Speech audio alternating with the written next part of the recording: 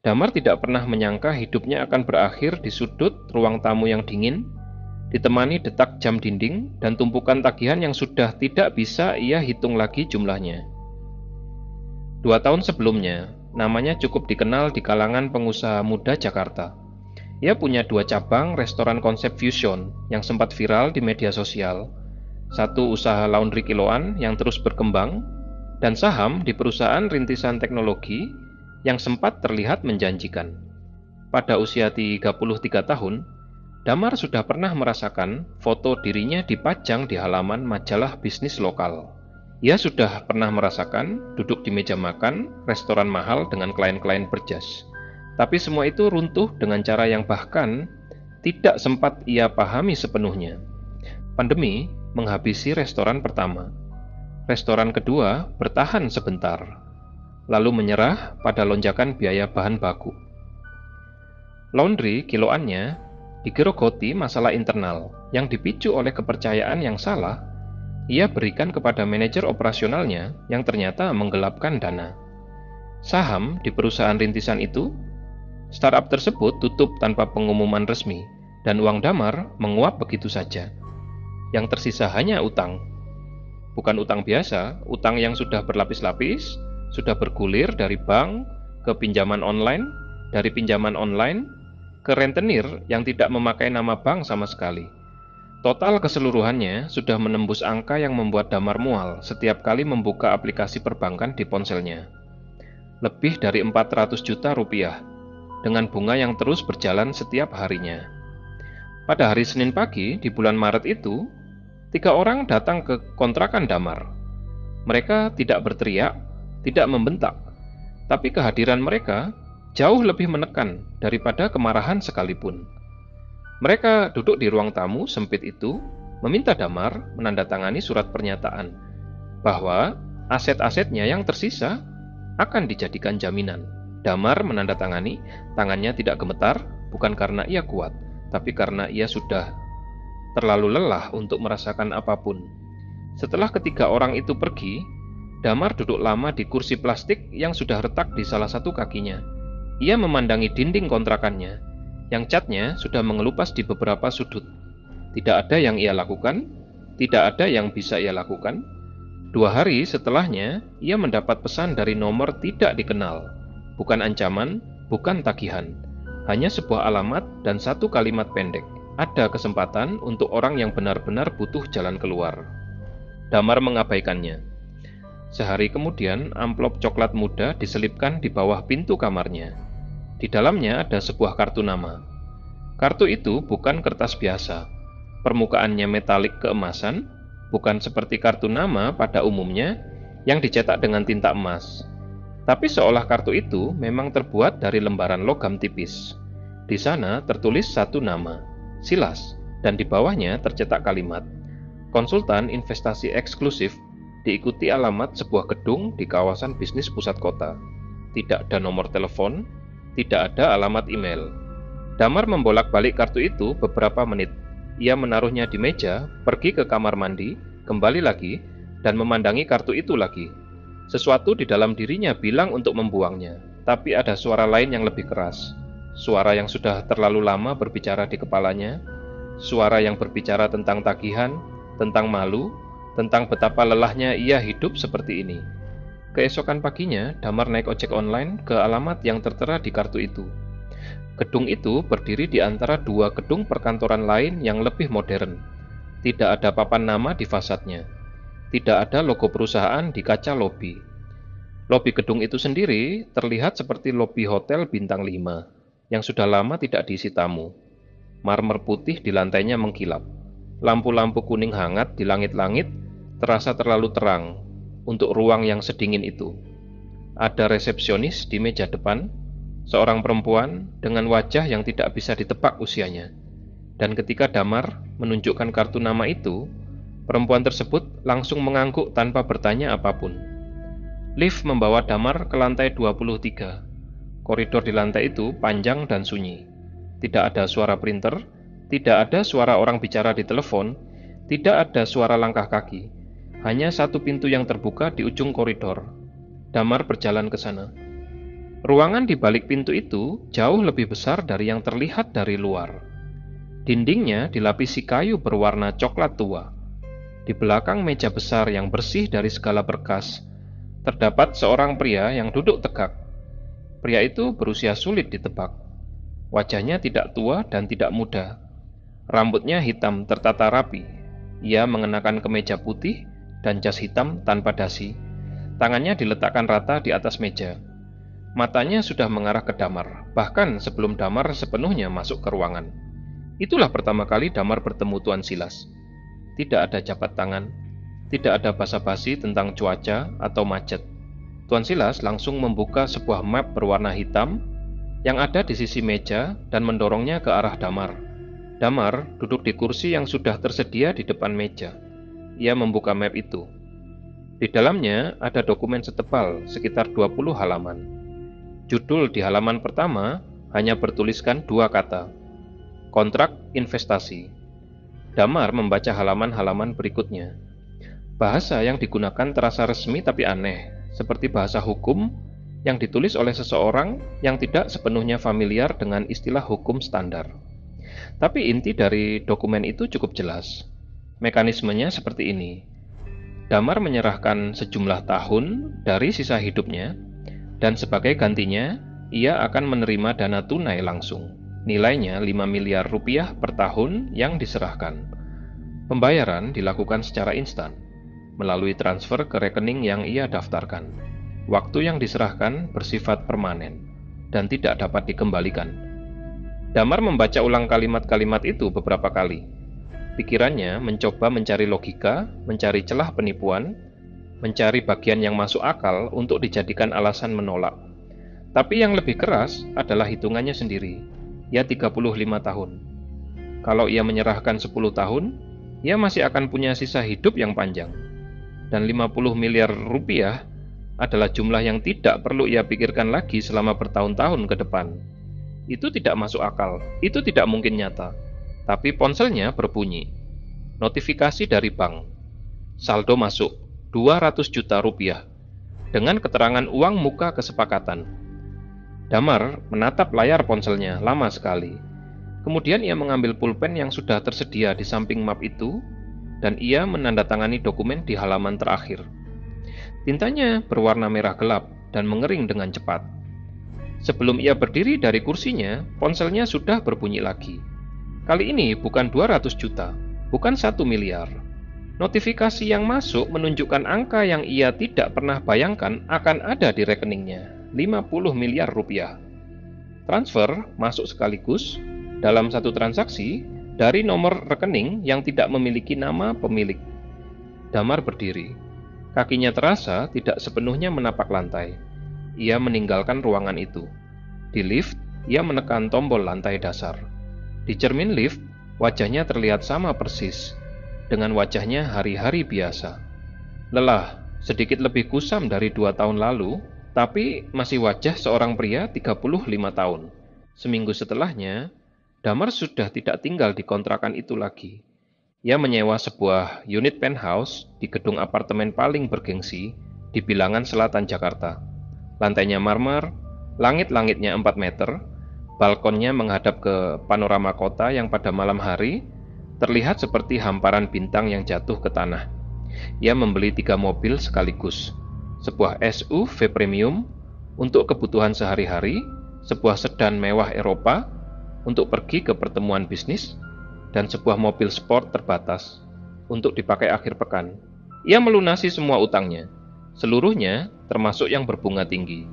Ia transfer langsung dengan nominal bulat tanpa menegosiasikan apapun. Ia tidak perlu menegosiasikan apapun lagi. Lalu ia mulai membangun ulang hidupnya.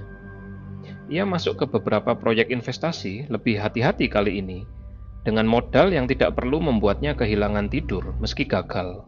Ia mulai menghadiri acara-acara networking dengan penampilan yang sudah berubah total. Setelan baru, jam tangan baru, kartu nama baru dengan jabatan yang ia tulis sendiri.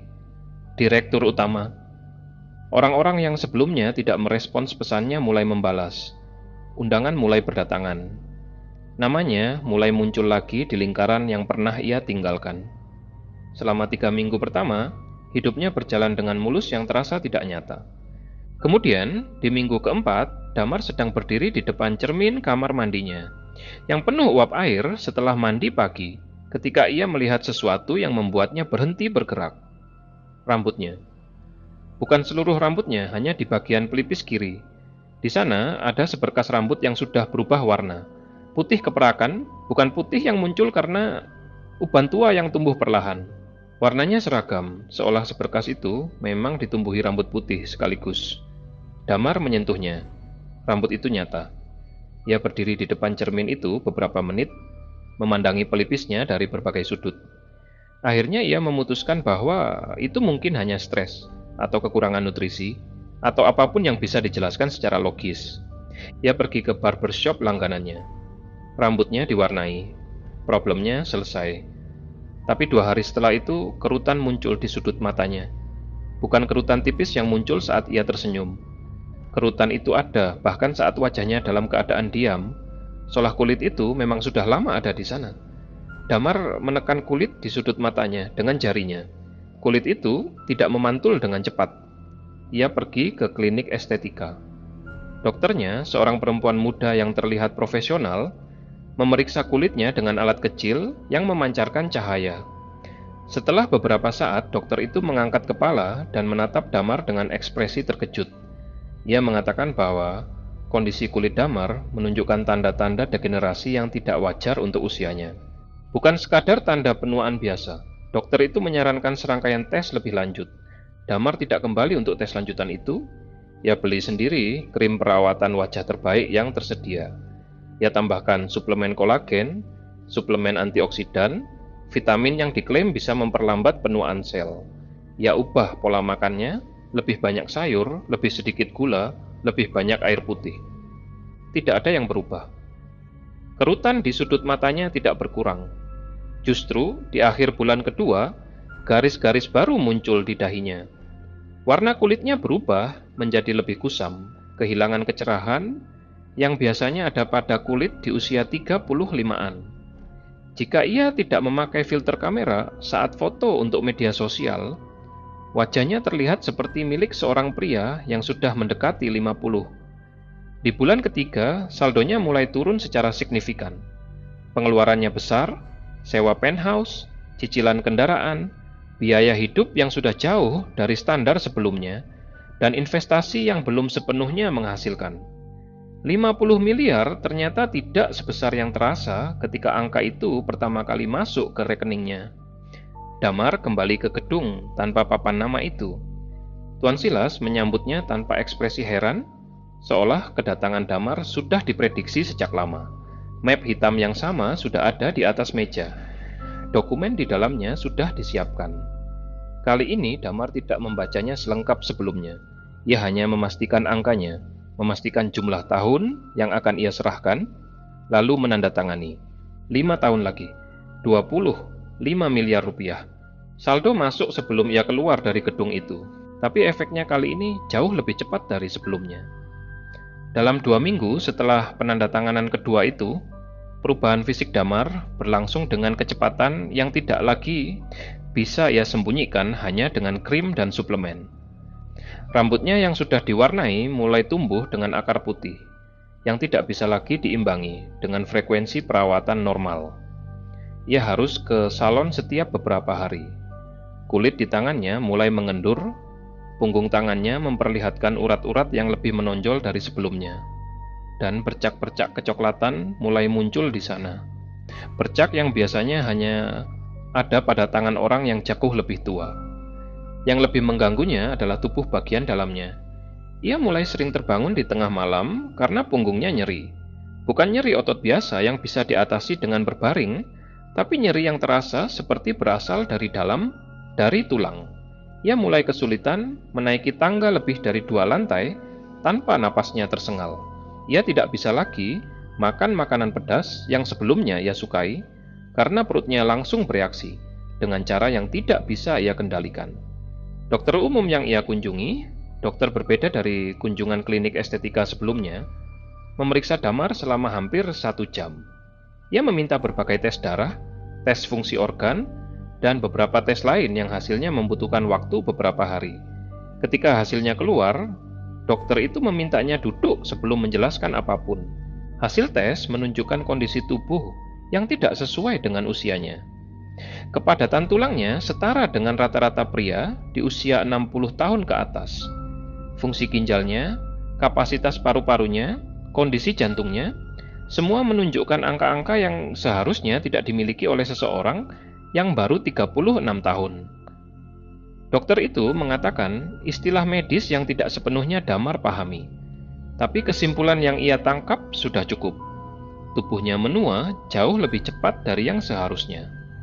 Dokter itu menyarankan rujukan ke spesialis, menyarankan rawat inap untuk observasi lebih lanjut, menyarankan berbagai hal yang Damar dengar, tapi tidak benar-benar masuk. Yang ada di kepalanya hanya satu. Apakah ini tanda dari kontrak itu? Ia tahu jawabannya. Ia sudah tahu bahkan sebelum ia bertanya pada dirinya sendiri, tapi menerima bahwa kondisi tubuhnya saat ini adalah harga dari uang yang sudah ia terima adalah hal yang berbeda dari sekadar tahu. Bulan kelima dan keenam berlalu dengan pola yang sama. Damar menghabiskan uang habis lebih cepat dari perkiraan. Damar kembali ke Tuan Silas, tanda tangan lagi, uang masuk lagi, perubahan fisiknya berlangsung lebih cepat lagi. Ia sudah tidak lagi mempersoalkan rambutnya. Rambutnya sudah sepenuhnya putih, dan ia memilih tidak lagi mewarnainya. Ia mengatakan kepada orang-orang di sekitarnya bahwa ia sengaja membiarkan rambutnya alami. Beberapa orang percaya. Beberapa orang terlihat ingin bertanya, tapi tidak jadi. Yang lebih sulit disembunyikan adalah wajahnya. Pada usia 36 tahun lebih beberapa bulan, wajah Damar sudah terlihat seperti wajah pria yang mendekati 60. Bukan sekedar keriput, tapi struktur wajahnya sendiri yang berubah. Pipinya mulai turun, dagu dan lehernya mulai kehilangan ketegangan. Lipatan kulit muncul di tempat-tempat yang sebelumnya datar. Matanya, yang dulu terlihat tajam dan awas, kini sering terlihat lelah dan agak cekung di dalam kantung mata yang mulai gelap. Ia tidak lagi pergi ke acara networking, ia tidak lagi memposting foto di media sosial. Beberapa rekan bisnis yang menghubunginya untuk bertemu, ia jawab dengan alasan kesibukan. Yang memaksanya bertemu, ia temui di tempat yang cahayanya rendah. Seorang teman lama yang secara tidak sengaja berpapasan dengannya di lobi sebuah hotel, tidak mengenalinya sampai Damar menyebutkan namanya sendiri. Di dalam, Damar tidak tahu lagi apa yang ia rasakan tentang hal itu. Malu? Ya. Takut? Seharusnya. Tapi yang paling kuat adalah rasa tidak bisa berhenti, bukan keinginan untuk terus mewah. Lebih dari itu, ia sudah tidak bisa membayangkan hidup tanpa angka-angka itu di rekeningnya. Ia sudah tidak bisa membayangkan kembali ke kehidupan sebelumnya. Keduanya terasa seperti pilihan yang sama-sama tidak mungkin. Di bulan ke-7, sesuatu yang baru mulai terjadi. Ia duduk di penthouse-nya suatu sore, mencoba mengingat nama temannya waktu SMA, teman yang dulu paling sering ia ajak nongkrong, namanya tidak datang. Damar duduk lama mencoba mengambilnya dari memori, tapi tidak ada. Bukan seperti lupa biasa, bukan seperti nama yang ada di ujung lidah, tapi tidak bisa diucapkan. Namanya benar-benar tidak ada, seperti halaman yang dirobek dari buku. Beberapa hari kemudian, ia tidak bisa mengingat di mana ia menghabiskan ulang tahunnya yang ke-20, lalu ke-25. Lalu lebih banyak lagi, satu persatu, kenangan masa lalunya mulai memiliki lubang-lubang, nama-nama hilang, wajah-wajah memudar. Peristiwa-peristiwa yang dulu terasa penting menjadi kabur, lalu hilang sama sekali. Ia masih ingat hal-hal besar, nama orang tuanya, kota tempat ia lahir, jenjang pendidikannya secara umum. Tapi detail hidupnya, tekstur nyata dari pengalamannya, semakin hari semakin menipis. Ia menulis di sebuah buku catatan, mencatat hal-hal yang masih ia ingat sebelum hilang. Tapi tangannya sudah tidak lagi bisa menulis dengan lancar. Tulisannya bergetar, beberapa huruf tidak terbentuk sempurna, dan tangannya cepat lelah. Bahkan setelah menulis beberapa kalimat saja. Pada bulan ke-9 setelah penandatanganan pertama, Damar menghitung. Dari 10 tahun yang dijual pertama kali, ditambah 5 tahun di kunjungan kedua, ia sudah menyerahkan total lebih dari 20 tahun sisa hidupnya melalui kunjungan-kunjungan berikutnya yang frekuensinya makin sering dan jumlah tahunnya makin besar setiap kali. Ia tidak ingat persis berapa total yang sudah ia tanda tangani, karena kemampuannya mengingat detail angka juga sudah mulai terganggu. Tapi tubuhnya menjadi kalkulatornya. Wajah dan tubuhnya kini terlihat seperti milik pria 80 tahun, bukan 70, 80. Ia berjalan dengan lutut yang sakit setiap langkahnya. Ia perlu pegangan saat menaiki atau menuruni anak tangga manapun. Pundaknya membungkuk bukan karena kebiasaan, tapi karena tulang punggungnya tidak bisa lagi ditegakkan sepenuhnya, tanpa rasa sakit yang tajam. Ia tidak bisa menikmati makanan lagi. Bukan tidak nafsu makan, tapi secara harfiah sistem pencernaannya sudah tidak bisa memproses banyak jenis makanan. Ia makan bubur, sup encer, makanan yang lembut. Makanan lain membuatnya sakit perut, mual, atau keduanya. Di meja makan penthouse-nya yang panjang dan mewah, ia duduk sendirian memakan bubur sumsum dengan sendok yang ia pegang dengan tangan bergetar. Ia sering tidak menyadari dirinya sudah menangis, sampai ia merasakan air matanya sudah sampai di dagunya. Ia memiliki segalanya yang pernah ia inginkan. Penthouse di lantai tertinggi, kendaraan mewah di garasi, rekening yang tidak pernah benar-benar kosong, karena ia terus kembali untuk mengisinya. Pakaian bermerek yang kini terlalu besar di tubuhnya yang menyusut. Jam tangan yang nilainya melebihi harga kontrakannya dulu selama bertahun-tahun, tapi tidak bisa dikenakannya lagi karena pergelangan tangannya terlalu kurus, sehingga jam itu meluncur ke bawah setiap kali ia mengangkat tangan. Di bulan ke-10, Damar sudah tidak lagi keluar dari penthouse-nya. Ia berbaring di sofa besar di ruang utama, menonton televisi yang volumenya ia perkecil, karena telinganya sudah semakin sensitif terhadap suara. Tidurnya tidak nyenyak. Napasnya di malam hari kadang tersendat-sendat. Ia pernah terbangun di tengah malam, dengan dada berdegup sangat keras. Dan ia berbaring diam, menunggu degupan itu mereda. Tidak tahu apakah itu akan mereda atau tidak. Satu-satunya yang masih rutin ia lakukan adalah membuka aplikasi bank dan menatap saldonya. Angka itu turun, karena pengeluaran terus berjalan meski ia tidak lagi kemana-mana. Cicilan kendaraan yang masih berjalan, sewa penthouse yang belum berakhir, biaya obat-obatan yang makin banyak jenisnya, biaya asisten yang ia rekrut untuk membantu kebutuhan hariannya, karena ia tidak lagi cukup mandiri untuk mengurus dirinya sendiri sepenuhnya. Pada satu titik, saldonya sudah tidak lagi terasa besar. Tidak ada lagi angka dengan banyak nol yang memberikan rasa aman itu. Dan Damar tahu kemana ia harus pergi. Kunjungan terakhirnya ke gedung tanpa papan nama itu membutuhkan bantuan. Asisten yang ia pekerjakan, seorang pria muda yang tidak banyak bertanya, membantu Damar turun dari lift penthouse, masuk ke kendaraan, dan tiba di depan gedung itu. Damar berjalan ke dalam dengan langkah pelan dan berat. Tangannya memegang railing tembok koridor di lantai 23. Ia duduk di kursi yang sama, di depan meja yang sama, di hadapan Tuan Silas yang sama, yang tampak tidak berubah 1 mili pun dari pertama kali Damar melihatnya hampir setahun yang lalu. Map hitam ada di atas meja. Tapi kali ini Damar tidak membukanya. Ia mendorongnya ke pinggir meja.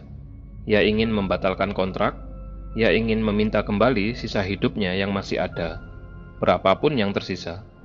Ia tidak peduli dengan uangnya. Ia tidak peduli dengan penthouse-nya, kendaraannya, semua yang ia kumpulkan. Ia hanya ingin kembali.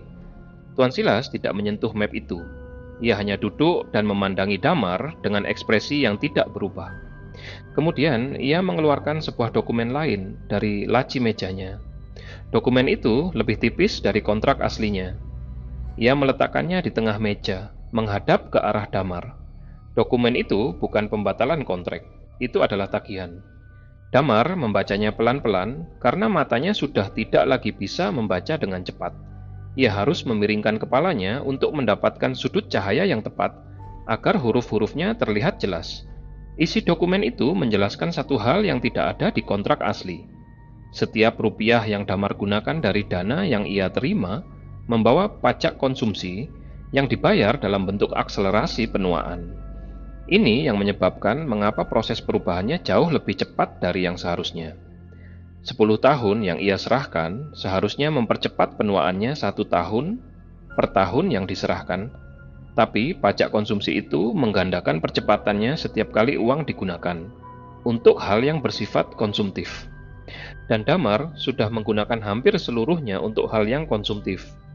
Dokumen itu juga mencantumkan saldo terakhir yang ada dalam rekening waktu Damar. Angkanya sudah sangat kecil, hampir 0. Menurut dokumen itu, sisa waktu produktif Damar dalam kontrak ini sudah mendekati habis. Kematian biologisnya, menurut kalkulasi kontrak, akan terjadi dalam waktu yang tidak bisa lagi diukur dalam tahun, tapi dalam satuan yang jauh lebih pendek. Di bagian bawah dokumen itu ada 2 pilihan yang tertera dengan jelas. Pilihan pertama, melunasi kekurangan waktu dengan cara menyerahkan waktu produktif orang lain yang terikat emosional dengan Damar. Semakin kuat ikatan emosionalnya, semakin besar nilai waktunya dalam kontrak. Pilihan kedua, menerima terminasi kontrak hari itu juga. Damar menutup dokumen itu. Ia tahu siapa yang dimaksud dengan orang yang terikat emosional. Ibunya yang tinggal di Jawa Tengah, yang masih meneleponnya sesekali meski ia jarang mengangkat. Adiknya yang sudah menikah dan punya 2 anak. 2 atau 3 orang yang mungkin masih bisa ia sebut teman, meski hubungannya sudah renggang. Orang-orang itu tidak tahu apapun tentang kontrak ini. Mereka tidak tahu bahwa ada seseorang, sesuatu di luar sana yang bisa mengambil waktu hidup mereka tanpa persetujuan mereka sendiri. Tangannya yang kurus dan berurat meletakkan dokumen itu kembali di meja. Ia menggelengkan kepalanya, bukan dengan dramatis, bukan dengan air mata, hanya sebuah gerakan kepala kecil, pelan, yang mengatakan tidak. Tuan Silas menatapnya beberapa detik. Kemudian ia mengambil kembali dokumen itu, melipatnya rapi, dan menyimpannya di laci mejanya. Ia berdiri. Tanpa satu kata pun, ia berjalan ke pintu ruangan itu, membukanya, dan pergi. Damar duduk sendirian di ruangan itu. Ia tidak mencoba berdiri dengan tergesa-gesa. Ia duduk diam beberapa menit, memandangi meja kosong di depannya. Dindingnya yang dilapisi kayu coklat tua. Lampu-lampu redup di langit-langit.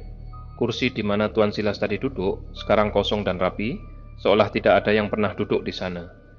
Kemudian ia berdiri dengan pelan, memegangi tepi meja, untuk membantu dirinya tegak. Ia berjalan ke pintu. Koridor di luar sudah kosong. Lift membawanya turun ke lobi. Resepsionis di meja depan tidak ada. Meja itu kosong. Damar berjalan keluar gedung. Siang itu cerah. Suara kota masuk ke telinganya, klakson, mesin kendaraan, suara langkah orang-orang di trotoar. Orang-orang di sekitarnya berjalan dengan langkah cepat, dan tidak ada yang memandangnya 2 kali. Seorang kakek kurus yang berdiri di depan gedung, meski di dalam kartu identitasnya masih tertulis lahir 37 tahun yang lalu. Asistennya menunggu di depan kendaraan. Ia tidak bertanya apapun, ia hanya membantu Damar masuk ke kursi belakang. Dalam perjalanan pulang, Damar memandangi kota melalui jendela kendaraan. Gedung-gedung tinggi, pusat perbelanjaan yang fasadnya penuh iklan, orang-orang yang berjalan dengan ponsel di tangan, anak-anak yang berlari. Sebuah kota yang tidak pernah benar-benar berhenti bergerak. Damar tidak merasakan apapun yang spesifik, tidak lega karena sudah menolak, tidak takut karena apa yang akan segera terjadi. Hanya ada rasa lelah yang sangat berat, lelah yang sudah jauh melampaui kelelahan fisik biasa, kelelahan yang terasa seperti sudah ada sebelum perjalanan itu dimulai, jauh sebelum kartu nama emas itu diselipkan di bawah pintunya.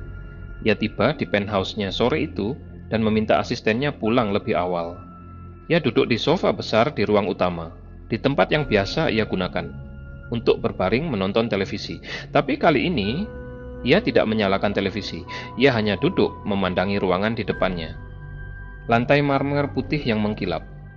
Furniture dari kayu dan kulit yang harganya lebih dari semua yang pernah ia miliki sebelumnya digabungkan. Jendela besar yang menghadap ke kota. Langitnya mulai berubah warna ke jingga saat sore menjelang. Ia melihat ke tangannya, tangan kurus dengan kulit yang kendur dan bercak-bercak kecoklatan di punggungnya. Urat-urat yang menonjol, kuku yang sudah tipis dan mudah patah. Tangan seorang pria lanjut usia. Ia mencoba mengingat sesuatu, apapun. Satu kenangan yang masih utuh. Ia ingat ibunya memasak di dapur, bau tumisan bawang, dan cabai yang masuk dari celah pintu kamarnya dulu waktu kecil. Ingatan itu masih ada, meski di tepinya terasa sudah agak kabur. Ia pegang ingatan itu sebentar, seperti memegang sesuatu yang ia tahu akan segera jatuh. Lalu, dada Damar terasa sesak. Bukan tiba-tiba. Ia merasakan sesuatu memperketat, perlahan, dari dalam dadanya. Napasnya menjadi tidak teratur. Ia mencoba menarik napas lebih dalam, tapi udara tidak masuk sebanyak yang ia minta. Jantungnya berdetak dengan irama yang aneh, tidak konsisten, kadang terlalu cepat, lalu terlalu lambat, lalu terlalu cepat lagi. Ia tidak panik. Atau mungkin ia terlalu lelah untuk panik. Ia rebahkan tubuhnya pelan-pelan ke sofa, memiringkan badan, dan menarik napas pendek-pendek karena napas panjang sudah tidak bisa dilakukannya. Matanya terbuka memandang langit-langit penthouse-nya. Tinggi, putih bersih, dengan lampu gantung besar di tengahnya yang tidak ia nyalakan malam itu. Di luar jendela, lampu-lampu kota mulai menyala satu persatu saat langit terus menggelap. Damar tidak menutup matanya. Matanya tetap terbuka, memandang ke langit-langit, sampai otot-otot di wajahnya tidak lagi bisa menahan apapun, dan pandangannya berhenti bergerak. Keesokan paginya, asistennya datang lebih awal dari biasa karena ada beberapa keperluan yang perlu disiapkan untuk Damar. Pintu penthouse tidak terkunci. Asisten itu masuk, memanggil nama Damar dari pintu masuk, tidak mendapat jawaban, berjalan ke ruang utama, dan menemukan Damar berbaring di sofa dalam posisi yang tidak wajar. Ia memanggil ambulans. Tim medis tiba dalam 12 menit. Mereka memeriksa Damar dan mencatat waktu kematian. Ketika mereka mengisi laporan awal, salah seorang dari mereka bertanya kepada asisten itu berapa usia almarhum karena kondisi fisik jenazahnya terlihat jauh lebih tua dari apa yang tertera di KTPE yang ditemukan di dalam dompetnya. 37 tahun, kata asisten itu. Para medis itu diam sebentar, memandangi wajah jenazah yang ada di sofa itu, lalu mengangguk pelan dan kembali mengisi laporannya. Polisi datang tidak lama setelahnya untuk dokumentasi standar. Tidak ada tanda-tanda kekerasan. Tidak ada indikasi kematian yang mencurigakan dari sisi prosedur. Foto-foto diambil, laporan dibuat. Kesimpulan sementara mengarah ke kegagalan jantung yang dipicu kondisi kesehatan yang sudah sangat buruk, kemungkinan dipicu kelainan metabolisme, atau kondisi genetik langka yang menyebabkan penuaan ekstrim dan tidak normal. Seseorang di tim itu menyebut istilah progeria, penyakit langka yang membuat tubuh menua jauh lebih cepat dari seharusnya. Orang lain mengangguk, tidak ada yang membantah. Penjelasan itu masuk akal secara medis, dan tidak ada yang punya alasan untuk mencari penjelasan lain. Jenazah Damar dibawa.